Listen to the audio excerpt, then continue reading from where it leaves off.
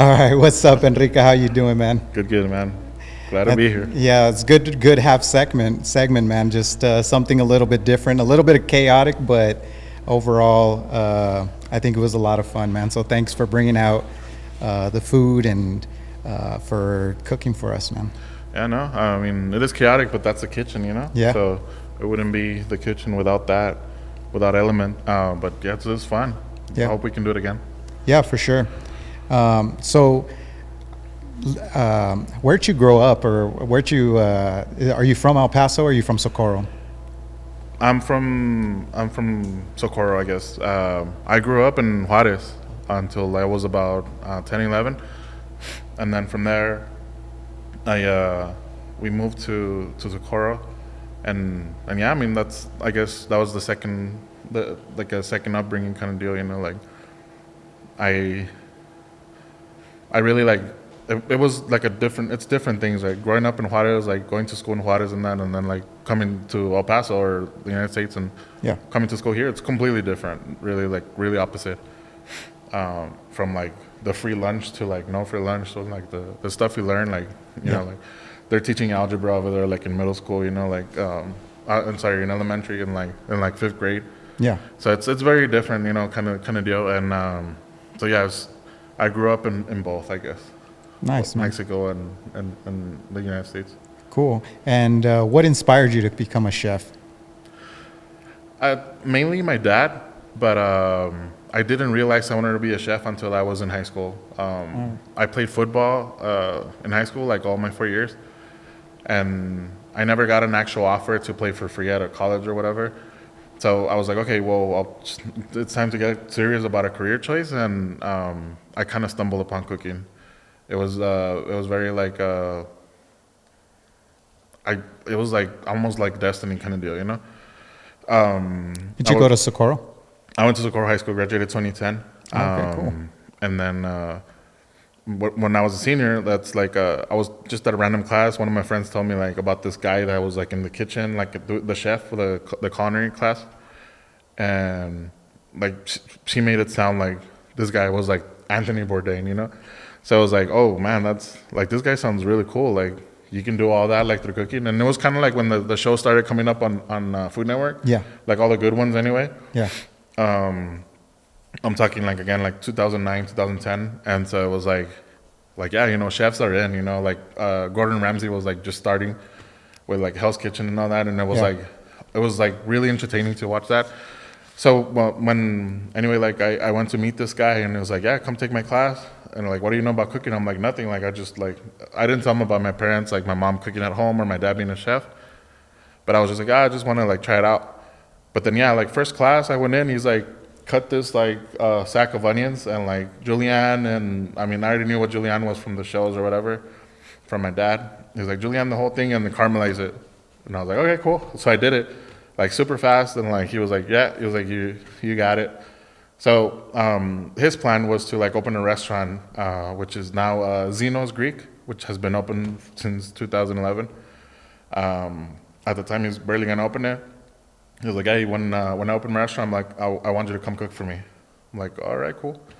But then, yeah, time passed by, so, like, I eventually ended up cooking for him, and I was there for, like, 7 years. So, yeah, like, I would say, like, the inspiration comes from both, like, my family and this guy, his name's Zeno. So. How important do you think it is for people to take, like, that mentorship? And because so much today, a lot of the younger generation is just trying to get right to it, right? And I try to coach a lot of my team, and I tell them, like, when I was barely getting started, I would go and volunteer my time for free, right? And I would even, when I was first starting off, I was doing audio engineering, and I would go to studios and I would bring the guy lunch, you know, like do anything I could just to sit next to people. Yeah. But I feel like today it's like, you know, we want to get straight to the. How important was that for you? That's extremely important. It kind of gives you like the backbone, you know, to your career. Like it's like where other people fell, like you're gonna find a way to succeed because you did the hardship, you know. Yeah. You did start from the ground up, you know, from where it be like dishwasher or you know just like a audio guy that just you know whatever, just trying to find comparisons. But it's like it's very important to like get your chops, you know, like in everything really, in everything, like whatever career that you choose, like you can't just like Google how to like record a podcast, you know, like sure you're gonna like you know do come up with something, but there's not gonna be like no actual like integrity to it, you know, and that's the problem with a lot of like chefs nowadays, you know, there's like no integrity, like it's just like boom fast, like YouTube, like Google AI whatever, okay, I got the I'm a recipe chef, and now I'm a chef, and it's like okay sure, you know, like if somebody buys it, you know, like sure whatever, but then you know you're not gonna get the opportunities that other people are presenting it, you know, so yeah, no, for sure. I think that's one of the things that I am thankful for, man, and I try to still to this day, I try to put myself in those dark adversity spots. You know, like I'll be in the trenches. I'll do the things that I need to do. Yeah, usually I try to put myself in those tough situations, man, because that's when I grow, man. Like if I'm getting too comfortable, I'm like, nah, man, I'm losing who I am and what got me here, right? Is just to, like you said, like putting that time to grow your chops, you know? Yeah, and it could be like in any way, really, like we didn't have to do the cooking section, but you wanted to do it, you know what I mean? So it's like that's not easy. You know, there's a lot of like stuff that goes into it from a lot of like, you know, perspectives, but you do it because like you want to, you know, like take it a step further, you know, and it's like stuff like that. It's not going to come in like just by, you know, like I guess like Googling or like, you know, even like reading a book. Like you're going to have to be in the trenches, like you say, you know, you have to like get that experience first. And then eventually you're going to want to like do something bigger, better, you know, all the time. So yeah, I think it's very important. You have to be passionate, right? Because there's going to be a lot of days you don't want to show up, or you feel burnt out or things like that, and you have to remember why you started that, right? And you got to have that fire, man. So for sure, everything that we do here, man, I 100% finance every single thing. These are dollars that I could be putting into my pocket and doing other things with. But I really believe in my heart and providing a platform where we can educate people. We can display like talented people from our area that have gone on to do amazing things. And if we can just inspire a few people, man, I think we're successful, you know? Oh, yeah, for sure. And then that's, I'm right there with you, man. At any kitchen that I have or that I've managed or whatever, run, or I try to give opportunity to people that otherwise wouldn't get an opportunity, because you never know when you're going to find the next good person, you know, the next Anthony Bourdain, the next Bobby Flay, you know. For sure. You never know. Like, so you got to give opportunity to everybody. That's a great point, man. You're eventually going to find, you know, you're going to weed out like the bad ones, but you find the good ones too, you know? Yeah, and somebody had to take a chance on you, right? Absolutely. I'm sure that all of us have that person that gave us like an opportunity, or just like said, hey, man, there's a spot there. You can use that camera. You can use that kitchen, you know, and that's what gets us. So I want to make sure that we give back and provide that platform, because there wasn't any type of opportunities like this for us when we were coming up. So I think these are great opportunities, and this is what this whole thing is about with the hats that we're doing. You know, we have the EP hats, and on the back it says Los Monstruos, and we misspelled Los Monstruos. A lot of people are like, you misspelled Monstruos, you know. But what the whole monstruo mentality is about, or it's about going to that dark place. It's going to do the things you have to do that we don't want to do, that are tough for us to do, right? And I think that's how you're going to get to the next level and stuff. So that's what this is all about. We're actually doing a rebranding of the whole podcast. You know, we've done 30 episodes now under the name Monster Talks. Monster Talks is already a podcast that's already exists. It's you know, the Monster Trucks, they have a podcast, and it's pretty successful. So we went to back to the drawing board, and we came back with, I'm going to rebrand it, and I'm going to call it Los Podcast. And it's really levels of success, because everybody that I'm talking to, you know, have gone through different things. I've had the opportunity to interview astronauts, people that have been on TV, stuff like that, man. So to me, it's a privilege, and I'm just trying to soak up game from all you guys and all the great things that you guys have accomplished and stuff. So, and I want to show it to everybody, so everybody can get, you know, some people that are maybe feel hopeless and grew up like I did, poor and stuff, and didn't have those opportunities, have that opportunity now. So. I mean, like, I appreciate that, man, and I'm all about it. So when you told me about it, it's like, yeah, like whatever I can do to help, but you Yeah. know, and if it's just providing some of my time, then by all means, you know, Cool. I think it's great. Yeah, no, and it's something for our community, man. So Yeah. I think it's great. It's a way that we can give back. I myself, to this day, I live in Socorro. Raul went to Socorro, so Oh, yeah. you know. Soco Loco. So we're repping hard here. Nice. So I know you reference your parents a lot. That's where you get your inspiration from. One of the things that stuck with me, man, because I seek this stuff. You know, I'm a student of greatness and just trying to better myself, right? But you reference something that your mom would tell you. She would always say to you that whatever you're gonna do, make sure you're the best at what you do. Yeah. Where did that like, you know, like I know that in our Hispanic families, we don't have a lot of opportunities. We don't grow up with books. We don't grow up with financial literacy. Why was she on that level? Like that's great advice, man. Yeah. I mean, that's a good question. I really don't know exactly where that came from. She just always had this mentality of like just like a hustler mentality, really. Yeah. She was really good at secretary work, like office work, I guess. And she was always like, you would always hear like, okay, like now I got another like a raise, or now, you know, I'm now doing this job, now I'm doing this person's job, now I'm doing like this hospital and this other hospital, and I'm doing 3 hospitals. Like she would always like, it was always a thing like for her, like without saying like, I just want to show that I'm the best. She would like, you know, like, well, now I'm doing this, now I'm doing that too, and it's like, it was just like this like mentality of like, how good can you be, you know? And it's something that she told me, and she was just like, it doesn't matter what you do, what you pick. If you're gonna be a dishwasher, that's cool. You're gonna be the best fucking dishwasher, like, and that's how you're gonna like satisfy your life. Yeah. And I was like, oh, okay, like, and I didn't get it at the beginning, right? But then once I started getting, especially in kitchens, it was like, well, actually going back to like even football, like in high school, was just always like, okay, like you're gonna beat that guy, and then you're gonna everybody in the field, like you're gonna outwork them, and then not just that, but like then like actually like going like the coaches, like that's what they want to see, you know. So like it was kind of like reiterating what my mom like showed me, you know. So it was like, yeah, it was always just the mentality of being the best. Yeah. And it's no, I believe that, up. man. I think, you know, we need to push our kids and tell them that they can be more, you know, because sometimes it's just like, you hear that, it's crazy how we keep those voices in our head. Like, I still believe, you know, I had a great sensei that passed away, and I still hear him every day. Yeah. You know what I'm saying? But those things like remind us every day. It's crazy. When you're a kid, you probably just like, yeah, you know, my mom's just saying this. Yeah. But it sticks with you, man. And I hear, and when I see you on the show, when I say, man, he's like confident in the way he's working the kitchen, he just steps up, like, it's just that mentality, you know? Yeah, it definitely was. And something that was crazy too, and I talked about this before, but my mom passed away like about 3 years ago. It's gonna be 3 years this year.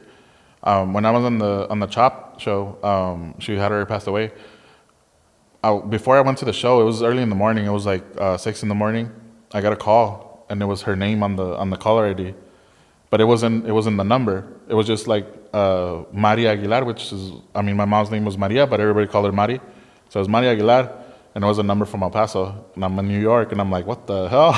So then I answered, and it was like a real estate agent or some shit. Wow. And I was like, holy shit! Like, I was like, what? I was like, yeah. Wow. I'm busy right now, you know, but whatever. Yeah. But it was still like, I mean, I could tell that she was there, and when I was in the show, I was like, she's there with me, you know what I mean? Like, she's telling me like you're gonna win this, like today, like, and there was times where I would go up to the judges too, and I'll just be like, you guys think this is your show? Like, this is my show right now. Like, I'm gonna fucking win this. So it was like, I didn't believe in that stuff before, but now I do. And and I could tell that the judges really liked you, just like the way you carry yourself, man. It's like you said, if you're gonna do something, do it with passion. Be the best at what you're gonna do, you know. I try to do that too, and find myself trying to be more present in the moment. And like, if I'm gonna do something, I'm gonna do it 100%. Yeah. Like right now when we're in these situations, like, I'm just here locked in, bro. Right. Like, you know. Yeah. But most people avoid hard things, right? Why do you think most people, especially like young people, I know social media is a big distraction and stuff like that, but like, just knowing what you went through, why do you think most people avoid that? I think it's just the convenience, you know. Like we're creatures of comfort. We crave like we want things that are, you know, comfortable. Like what's the best comfortable shoe? You know, like the most comfortable bed. Like, you know, like True. we need comfort in our lives, and I think just finding the right balance is the key. And you know, most of the time you're not gonna know, like, okay, am I doing like the hardest thing that there is to do? But that's not, you're not supposed to ask a question. You're just supposed to do it, you know, and then find your break, you know, and then find your balance. Like, all right, you know, like I pushed myself like this today, like I pushed myself as much as I could, and then like, you know, get your rest in, whatever. Take your break, you know, like, but at the same time, like, don't leave it, like it shouldn't be a question in your head, like, did I go hard enough today? Like, you just do it, you know, just do it. But yeah, I mean, I think it's just a matter of like, we're creatures of comfort, and that's what we crave. So that's why a lot of people kind of take the easy road. Can you tell me, share a story with us about, you know, being on the show with Bobby Flay? Maybe something that people didn't see on the cameras that was, I know you shared with me some stories, the kitchen stories, but in this case, was there something that was maybe not shown on the cameras that you can share with us? I guess for the Bobby Flay show, like something that was really cool is like Bobby Flay is he's a fucking badass. Like he's and we're cooking for like 30 minutes straight, but they're just showing like 5 minutes of cooking, you know, like so there's a lot of stuff that happens that they don't show, and it's a lot of like you see like I'm concentrating on what I'm making, but I'm like trying to like look at Bobby, right? And so it's like I'm like looking at him, and this is going like 110 miles an hour. And he's like, you know, like cussing and stuff, like, fuck, like, I'm like he's in this, he's locked in. So like seeing that, like, I mean, they show him in the show, and he's like, you know, like here and there and making jokes. But this guy is like, you know, like going like, and it's like, yeah, man, I mean, it's all like, I don't think he has to do that show to make money. He has a lot of restaurants. Yeah. So like for him to do that, and like to see him and to see him talk about it, and then seeing him in action, it's like, that's really cool. Why do a lot of chefs cuss, man? Why do they get all fired up in the kitchen?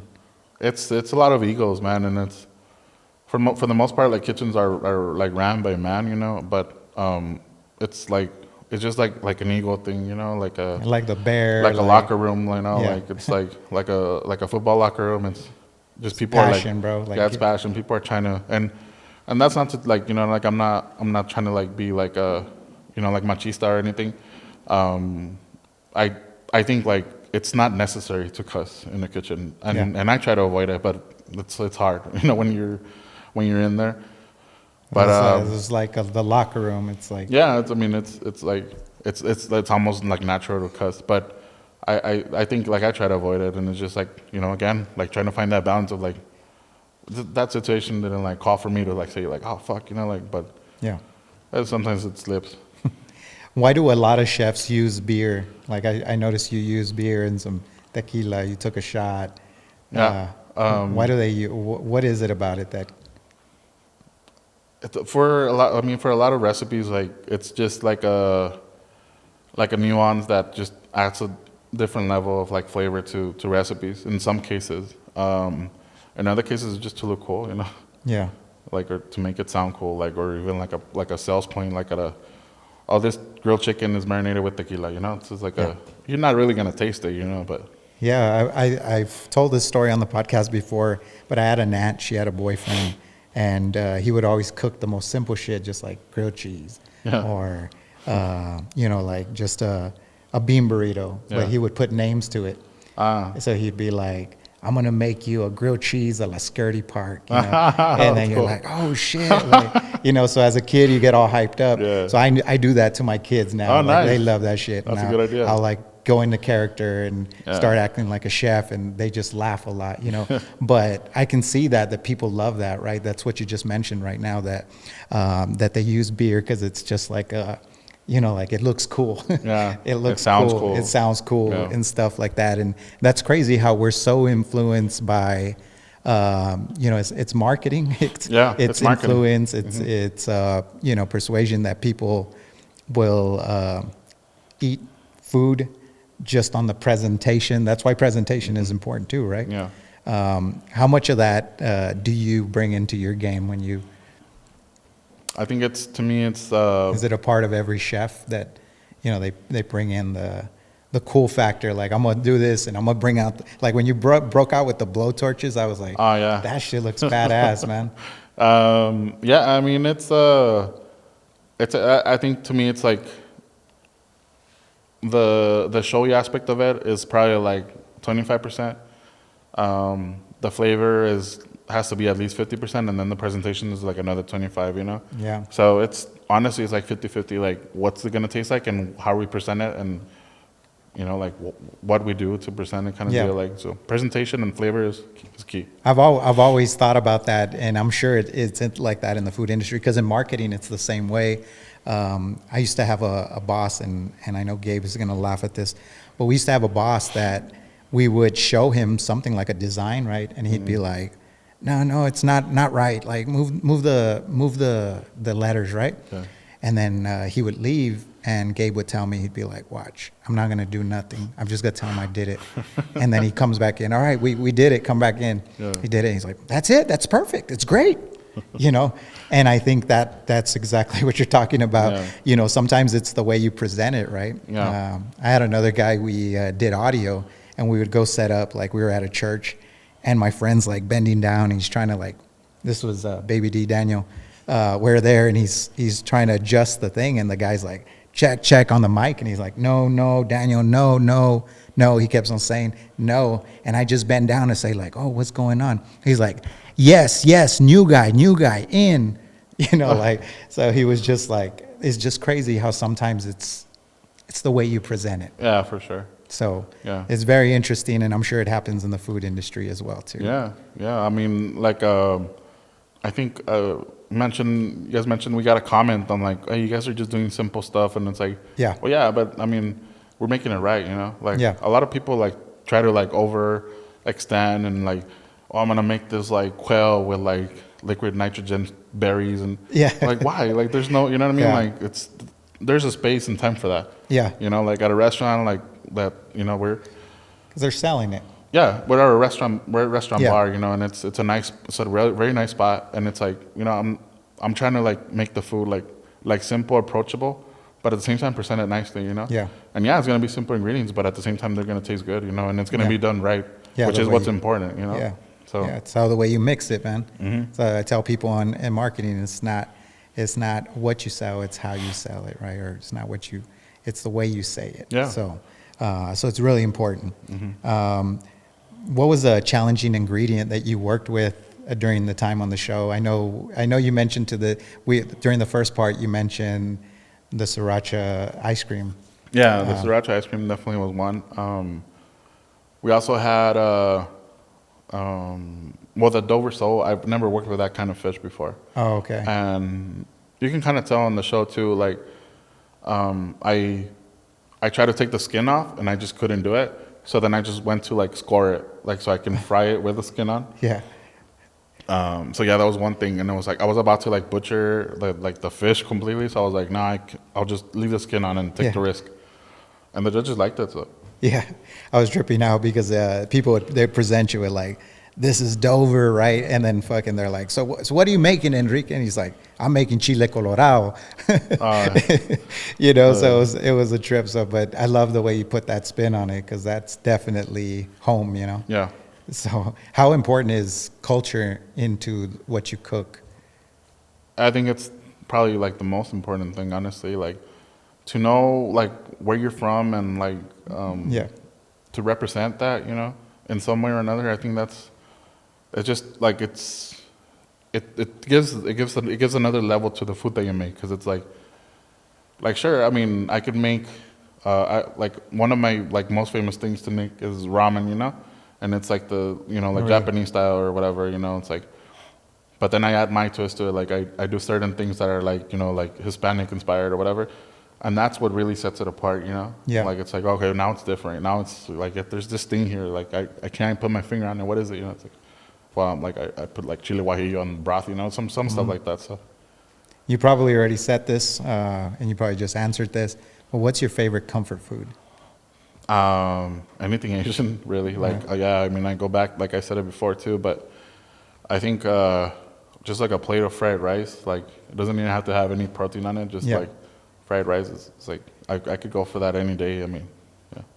What's one place that you eat at or that you enjoy that people would be surprised that a chef would go eat there?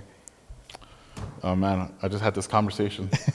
But nah, I mean, it's like to me, it's like any like almost any restaurant, like chain restaurant. Like I Yeah. don't mind. Like I go out to eat with my daughter a lot, Yeah, and she likes like she loves Olive Garden. for sure. So I don't mind eating there, you know. Gotcha. It's like, yeah, as a food, like out of the microwave, maybe, sure, you know. Yeah. But I mean, it's, you know, like you get an experience. Like my daughter gets an experience. It's a sit-down restaurant, you know, so she gets to see all that. So that's kind of cool. But I mean, if I had to answer that question, it'd probably be like, I enjoy Applebee's. Really? Yeah. I mean, the food's like not the best, but I mean, you go there for a beer, you know, it's not gonna, you're not gonna break the bank like drinking 2 beers and True. getting True, some true. boneless wings. So, I mean, that's to me, that's like real comfort, you know. True. Out of all the moments that you had and being on Bobby Flay, being on Chopped, what was the moment or where in time in your career did you say, or would you say that it was like a turning point? And it could even include, because I know that you've taken on the business world and you've done all that. What was the moment that you can say, like, this was a turning point in my career? I think a turning point in my career would definitely be when I got the James Beard recognition, and it was so it's a James Beard what is it? It's a semifinalist nomination. It's not a, you're not a, what is it? A finalist. It's like, it's 3 rounds. It's like the semifinals, the finals, and then the winner. Yeah. So I was a semifinalist. So I was top 20, like best chef in Texas, in 2024. Wow. No, sorry, 2022. So that was recent. Yeah, that was recent. Yeah, 2020. Yeah, 2022, 2023. I'm not sure. It was the first year that the James Beard Foundation had the Texas as its own little section. So I was there, and I was along with Chef Emiliano from Elemi. We were both. He made the finalist. So I think that was great. I mean, he's been a representative of the community for a while. So big props to him. Yeah, props, man. He's got some great food. Yeah. We've done a Monster Finds there with him too as well. Oh, nice. And yeah, the food's great. Yeah. So yeah, it's good to just, you know, the more people from our area that are representing, man, like just to put some more eyes on the talent here. Yeah, yeah. So I think that was for me for sure the turning point, Yeah. because especially doing it in Socorro, like you'd have told me like 10 years ago, like, oh, you're gonna be a semifinalist for James Beard in Socorro. I'd have been like, come on, like how? Like, you know what I mean? Like, there's no way, because it's Socorro. You know, it's like, I mean, it's like a town. You know, like Yeah. outside of El Paso or whatever, and it's like a restaurant there, like of the quality of the James Beard, Yeah. you know, guide. It's like it's hard to fathom, but I mean, luckily, like the stuff we did there was cool. So Yeah, that whole area, the Mission Trail. Yeah. You know, it's got a lot of talent there, man. Yeah. There's people are popping up and the art and the food and the culture and stuff. Yeah. I think it's a pretty cool thing, man. yeah, no, it's and I wouldn't have gotten the restaurant there if it wasn't for the brewery that was there across the street. Yeah. Three Missions Brewery Yeah. with Rick. Rick is a master brewer, and he's amazing. And I think if he wouldn't have taken the risk there, like nobody else would have taken the risk there at the Yeah, for sure. Socorro. Yeah. So big props to him, and he's still there, so it's great. Yeah, that there was like art there too, right? So it was like art, the brewery, Yeah. the food and stuff. Like, Yeah, and there's still some art. Well, now there's it's Casa Apodaca, and there's a tattoo shop there with art too. They have a lot of art for sale there too. But it's tattoo shop Pablo Hernandez. He's my boy too. He does a lot of my work, and so yeah, they're there now. So there's still art, and Cool. and there's food too. Café Cocol across the street, super great. So yeah. awesome, man. And on your time on the show, on TV, what was like an intense moment for you? I mean, I think it was all like really intense, like just like cylinders firing and all.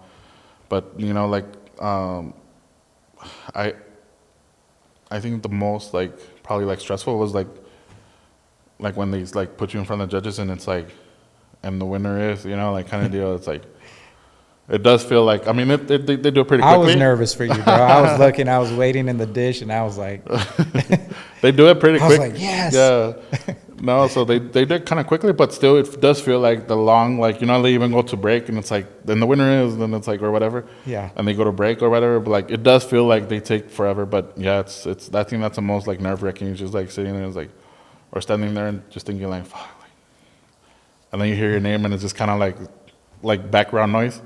So it's, that's cool. Yeah. That's awesome, man. Congratulations on winning that. I thought it was pretty badass, and you kicked everybody's ass. So It was fun, man. Yeah. I definitely want to do it again. for sure, I can see you doing it again. When I see you there, I'm like, you're natural, bro. Yeah. It's just like you belong there. So, I wanted to ask you, what's one gadget that everybody should have in the kitchen from a chef? I think a gadget that everybody should have but probably doesn't have is a fish spatula. So it's like the spatula that's kind of like, it's got like the, like it's not like it's not like flat, completely flat. It's got like, it's like open. Oh, I don't know if you know what I'm talking is that about. why my fish is always falling apart when I cook it? Well, it's not just for fish. It's for a lot of things, but it's cool. Like it's a cool little like gadget that you could use for like burgers, for anything. Yeah. But it's got the holes. It's got the slits in it. So Yeah. it's like, you know, like for like Oh. you don't pick up the grease when you pick up burgers or Oh, fish. okay. But that and maybe some tweezers, you know, like some long tweezers. Oh, okay. Those are really useful too. So Awesome, man. What's advice that you would give to up and coming chefs that want to be on like a national TV show? What's one way they can get out there? well, I would say start by applying. You know, you could apply, like anybody could apply to these shows. Most of them, like you just just Google it, like how do I come out in Chopped, you know, or Yeah. whatever show that's on right now. But besides that, just like work hard, man. I mean, it's such a like a, I guess like a, everybody says that, right? Like just put your head down and work hard. But it's true, you know. Yeah. I got this recognition for the James Beard after like more than 10 years just grinding my ass off, you know. Yeah. So it's not gonna come like the next day or the next year. It's gonna take a while. And if this is really what you want to do, then just work hard. You know, eventually, if you stick to it, if you're not jumping from a restaurant to another restaurant, you stick to one and just work your ass off, the rewards are gonna come. The rewards, the recognition, everything's gonna come. How did you go from that pivot from being a chef, you kick ass in the kitchen, to saying, I'm gonna run my own business? I think it's part of the mentality, going back to like when my mom said, you know, like being the best, and you're not really the best unless you're running your own shit, you know. Yeah. You're running your own show. That's when you can really prove you're the best, you know. So Yeah. I think that's mainly it. What was the biggest challenge that you faced when running your business? What was like the thing that you were like, damn, nobody told me this? I think. Other than taxes. No, I mean that's pretty much what I was gonna get into. Like it was just like if you don't know your numbers, like have an accountant, you know, have a trusted accountant. Yeah. Because like it's complex. a business at the end of the day. You need to make money and you need to be able to manage that money. So it gets really complex. Yeah. Like if you spend $1 here where you're supposed to spend it over here, like it adds up. So yeah, I think just like being on top of the numbers is the hardest thing. Yeah, my mom thought I was crazy when I went and hired a tax strategist. Oh. She was like, "Das pendejo." Yeah, I mean, but it sounds kind of like dumb, like, you know, like somebody like punching in numbers for you in a calculator. But it's a business, you know. It's a lot of like ins and outs that, you know, sometimes like you don't even know you have like a what do they call it, like a agotera, you know, somewhere like. Yeah. And it's like, well, but then you get an accountant and tell you like, oh no, this you're not supposed to, like, there's money here that's not supposed to be there or whatever, you know. So I think economics and like just being on top of the numbers. That was the most challenging for you. Like, yeah, for sure. Well, because you got to be, and it's something that I share with the younger guys, because a lot of the guys that are here in the room, they also have their own business, they do their Yeah. stuff, and I tell them, man, that's like the most challenging part. Like this shit is the easy part. Yeah. Doing what we Oh, yeah. love, like the Yeah. filming, the being creative, it's all easy. Yeah. But you know, like to take it from where I started in my garage to this building, it's been blood, sweat, and tears, my brother. man. Like, so it's been 24/7. Me living, eating, sleeping, shitting. This whole dream Yeah. is the only way that, and you got to be kind of crazy too. Oh yeah, yeah, yeah. I think entrepreneurs are definitely like on another spectrum. It's tough, man. I mean, it's a lot of sleepless nights, and you know, like find a balance again. You know, like Yeah. just try to find a balance and work your ass off, and it'll pay off. No, it is. And was your ramen place, that was your only venture that you did, or you've tried other? No, it's my second. So I opened my first restaurant when I was 26, and it was downtown Nishi Ramen, and it was kind of like the first ramen shop Oh, in El Paso, and then from there, like all these other ones popped up. yeah. I did that for like about 2 years, and that one closed down because it was just like it wasn't making as much money as we needed it to make, because that area is like right next to the Chihuahua Park, across the street from like the Union Plaza, and it was there was no parking, so it was like we hardly got any like foot traffic. It was like very like kind of destination spot, and Yeah. you really had to want to be there to like. I've eat heard there. restaurants are like a really, really hard gig from a business standpoint, Yeah. like to make money. But I know if you do it well, like you can do well, but Yeah. it's really, really tough because it's like an up and down thing, because there's not like, with ours, I always tell people, like for marketing, the key is pricing structures. I tell people, and they're like, yeah, pricing structures, like it's the way you couple things. And like we have a lot of monthly residuals, so there's like a lot of monthly products that people just pay every single month. Yeah. Whereas with a restaurant, it's like, if COVID hits, if the wind blows this way, or, you know, like it could be tough, right? It's day by day. It's a day by day type deal, right? And you look at the end of the month and like, damn, this, why? And you're trying to find correlations to last year, and it's Yeah. like trying to make some kind of sense of the numbers, but it's difficult, right? Yeah, yeah. So it's just it's a lot of variables, and the margins are very thin.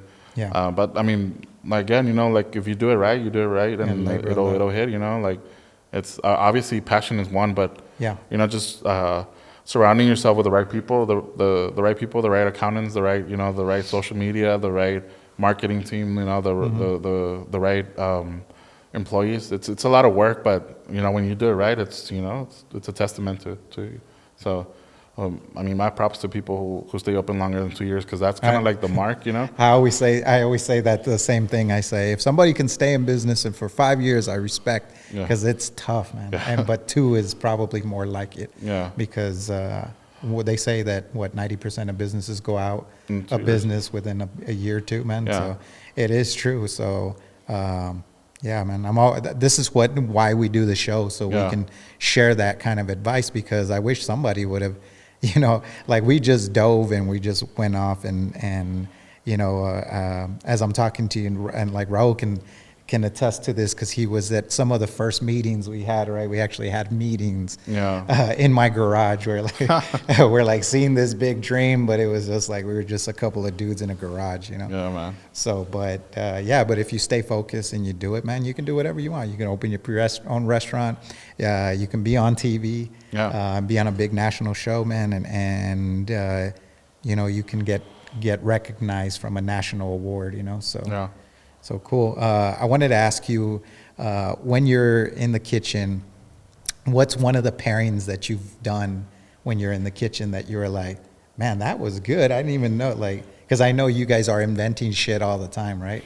So you guys come up with like new mixing, and it's like a lot of the restaurants that we go to today, it's like, yesterday I had a croissant at Moramia. They have a little coffee shop. I had a croissant, but it wasn't just cheese and ham with the croissant. It was cheese ham with rajas. Oh. And with tomatoes. I was like, Yeah. oh, that's a cool little spin to something very simple, like you said. What's one of those pairings that you were like, damn, that went good together. I didn't even expect that. There's so many, man, and I think like most of like my my recipes are kind of like come up from that, like from like different backgrounds, I guess. Asian and Mexican for the most part. That there's just been a lot of stuff like, and then a lot of stuff like I say it just makes sense, man. Like there's this Korean dish called kalbi ribs, and it's like the carrilleras that we grew up with, like grilling, like the ribs, and it's almost the same marinade, you know. And it's just like they change, like they add sugar and then they add like another marinade, and we add like Worcestershire sauce and soy sauce and lime juice or whatever. So it's just a lot of things that like kind of make sense, like to me, like I'm gonna try them, you know, like yeah. I mean, if Was it you more tasting and just like, shit, I really love Asian food and that's why I'm gonna learn it more? Or was it somebody that inspired you, that was like that inspired you to start picking up more of that Asian fusion into your... I was just trying it. I was just tasting it, yeah. Like and just like being to my first ramen shop for the first time, like that was a life-changing experience. My first Korean restaurant, like that was life-changing. You know, the first actual Chinese in New York is all that stuff. Just kind of like it's very like it all sticks with me, and I want to learn how they did it. Because I mean, another thing too is like they have so many years up like ahead of us. Yeah. Like we barely been like around for like 100 years, or you know, or such in Mexico, for example. They've been around for thousands of years, you know. True. So it's like it's different, you know. So True. yeah. That's a good point, man. I wanted to ask you, can you share a funny moment, and I know I asked you this, and you shared the story of the guy losing his tooth in the kitchen, right? Yeah. But is the kitchen like a pretty serious place, or how do you like to run your kitchen? You seem like a pretty laid back guy, and I see you like always having good spirits every time I've seen you. What is like I know you've worked in the high-end restaurant. Yeah. What's like is it pretty tense in there, or? At the Michelin level, it could be, but at the same time, like you're starting to find more and more like people don't want to go to work like to just get yelled at, you know. So you're beginning to see a change and evolution in the kitchen where it's not going to be like just yelling all the time and just, you know, like hard work, and you know, it's starting to like evolve into something that's like a little bit more comfortable, and me like on my personal like I guess experience and stuff, it is to me like the way I run my kitchens, it's more laid back. Like I want people to like be there and, you know, have fun, you know, like have fun, and because you're here like for 12, 16 hours, 14, 16 hours, you know. So it's like I want you to be as comfortable as possible. Yeah, true. Because I'm asking a lot from you. So, you know, whatever that takes, it's like, you know, just maybe some music, you know, maybe some jokes here and there, you know, whatever. I do try to make it, you know, as comfortable as possible. Yeah. So yeah, I guess to answer your question, it's more laid back. I run my kitchens a little bit more laid back. If you can cook a meal for somebody famous, dead or alive, who would you cook a meal for? Jesus Christ. No, probably Anthony Bourdain. Really? Yeah. He's a big inspiration of mine. I'll probably cook him some ramen. I loved his foodie show, man. Yeah. This dude would go in on everything. I was like, man, this. Yeah, and just more than like, because I mean he was obviously a really good chef like before he started doing that stuff, but more than that, it's just like the I guess who he represented, you know, as a person. It was like just an ambassador for the world kind of deal, you know. Like he's like he's not gonna turn away like a mom and pop shop that only has like 2 tables and like it's all dirty, you know. Like he was very open-minded, and I think that like we need more of that. So that's why I respect him so much. Absolutely, man. I think we need more of it, right? Mm-hmm. We have a segment called Monster Finds, which is how I met you. And we just try to go around, just try to give props to local people and local businesses and stuff. Like, we're one of the only local places, or one that has a decent following, that does it doesn't charge. Like pretty much, I pay for my team to go out there to film, and we just try to do it. To just try to help people put people out there, you know. So right on. Definitely agree with you on the Anthony Bourdain thing. Yeah. What's one of like a culinary trend right now that you're really into that you think is pretty cool that's going on right now? I think one of my favorite ones is that people are starting to do more like I'm trying to find the right words, but just like dedicated into more like one single dish. Like there's people that are making only like quesadillas and like more Mexican regional, like with like actual masa, corn masa, you know, like kind of deal.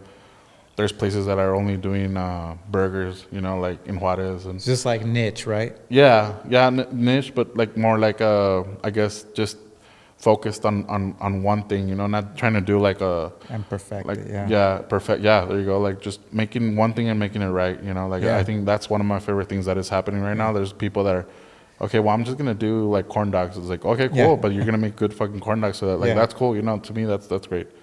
Yeah, shout out to the stands out there that are grinding it and that are out there in Socorro too. Yeah. You know, always have the just two simple things, elotes and waffles, or just very right wings and whatever. Yeah, or just tacos, you know, and that's like a lot of people like again, you know, they try to overextend and like have a crazy menu with like 10 different kinds of fish and it's like 10 different kinds of birds and it's like too much to like just do 2-3 things and do them right. People are gonna show up, you know. What's your favorite part of being a chef? The instant gratification. Like whether it be like just like cleaning a table and like seeing how like you had it dirty like 10 minutes ago, but now it's like clean, to like making a 15-minute dish for somebody and then like them have them try it and then have them enjoy it, like seeing that they enjoyed it, like that's instant gratification. And I think that's my favorite part. Do you think if we get to the point where and I know we talked about this briefly, but the blender was very loud. You know, if we do start having robots cooking and shit, what do you feel we're gonna lose there? It's hard to say honestly, but because I do think it's gonna happen. Honestly, it has to. It's just the way we're going, how fast we're growing. But I think we'll just lose probably like the heart, you know, in the food, the soul of the kitchen. Yeah. So you believe in that whole when people say you put the soul into the food, it tastes better? Yeah. Yeah, I do too, man. I believe so. Why do a lot of people say whenever people get spicy chile, they say, estás enojado? What is it? Where does that come from? I don't know. I mean, it's a Mexican thing. It's a Mexican saying that it's been around since I can remember. And it's just like, I guess because you yourself get mad when you try it. It's like, man, you were mad when you made it, huh? Like, you know, so it's like. Yeah. For Omar, he'd be like, man, this is great. Yeah, no, he was really happy when the chef was really happy when he made this spicy sauce. Yeah, he got excited about that. Yeah, so it's pretty interesting because people always say that. Yeah. Yeah. What's another one of those sayings that people say like in the kitchen a lot? From our culture. From our culture, it's if you make something good, ya te puedes casar. Like, te salió bueno el arroz, ya te puedes casar. Yeah. And it's like, yeah. ¿Estás lista? Yeah. ¿Estás listo? Yeah. If you had a task to prepare food for 100,000 people in El Paso, but you can only put 3 items on that plate, what would it be? That's a good question. How many people? 100,000 people here in El Paso. That's a lot. So it would be like the majority of El Paso. Yeah, we're like half of El Paso just coming to try your food. That's tough, man, because we're such a unique palate here. Like it's very interesting, like the flavors that we like. But I think overall, like, I mean, if you hit on like the main like flavor components, like salt, acid, and fat, like I think you'll be good. So maybe like a mole with like a well balanced mole with a tortilla and maybe chicken. I don't know. What's the secret to making a good mole, man? Because I know people are always like, oh, I like my mole spicy. Oh, I like it sweet. Yeah. It's a preference. I think the secret would be just time. Time is always like moles always tastes better the next day. So Is that true? Oh yeah, man, yeah. I didn't think about that. yeah, Do so you time. do you make mole? Uh, Sometimes I mean I've been in restaurants where I make mole, but just different iterations, I guess. Do they? I heard that like the actual process where they make it in Mexico, like it takes days to make a good mole. Is that true or? It definitely can, but it just I guess depends again, like what the preference or like what you want to make, Yeah. what you believe your mole is. What's one dish that takes forever to make? Um, I wouldn't say like a whole dish, but an ingredient like kimchi. Yeah, Kimchi it could take like to ferment. 6 months to ferment. So fermented dishes I think it take the longest. Yeah, I thought it was pretty interesting.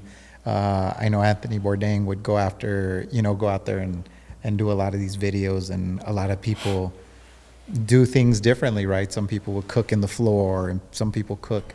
It's just crazy how. What's one technique that you find to look cool, but I mean, you don't really do it, but you're like, man, that looks pretty crazy. I think those like Instagram videos or TikTok videos where like there's I mean like an Indian person from India, and they're just like slicing stuff with like a it's just like a piece of metal and they're just like slicing it super fast. I think that's super cool. Okay. Like it's like and they slice every like tomatoes, like cilantro, cucumber, and Yeah. it's just like they just slice everything and put it in a bowl and mix it.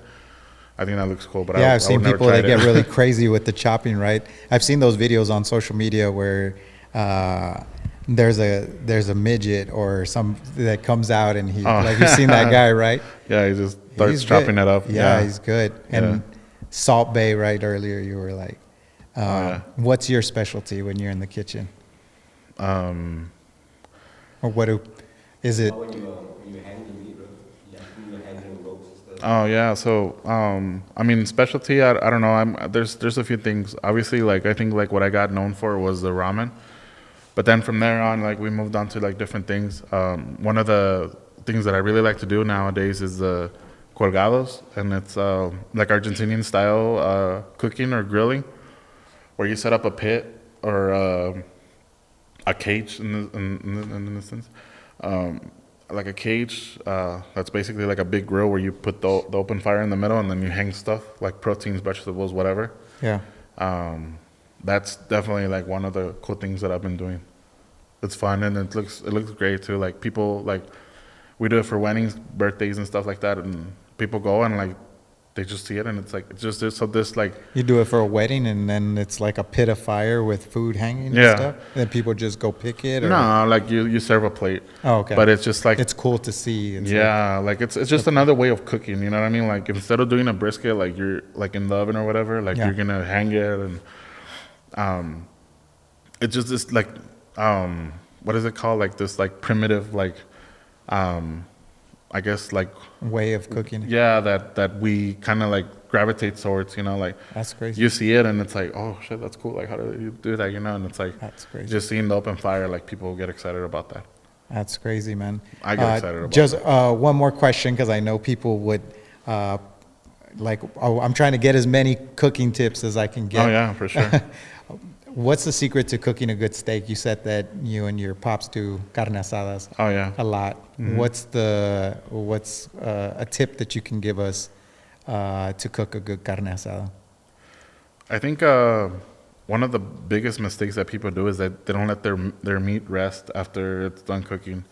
And whether you cook it medium rare or well done, like just let your steak rest for a little bit. Like if it's a big cut of steak, like let it rest for 2 minutes, just cover it in foil. It's not gonna get cold, It's like, but you let it rest, and you're gonna have a better, like juicier tasting steak if you just let it rest.